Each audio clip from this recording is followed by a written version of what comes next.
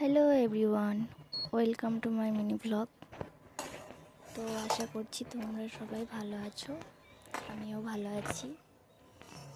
সুপ্রভাত সবাইকে, সবাই অনেক অনেক ভালো থাকো, অনেক শুভকামনা সকলের জন্য।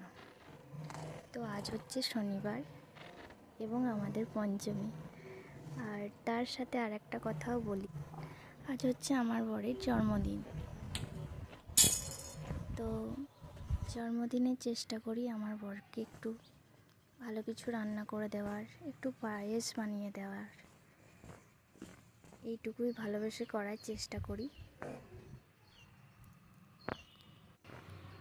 এবং সকালবেলা না টাইমের মধ্যে অনেক কিছু রান্না বান্না করা সম্ভবও হয়ে ওঠে না।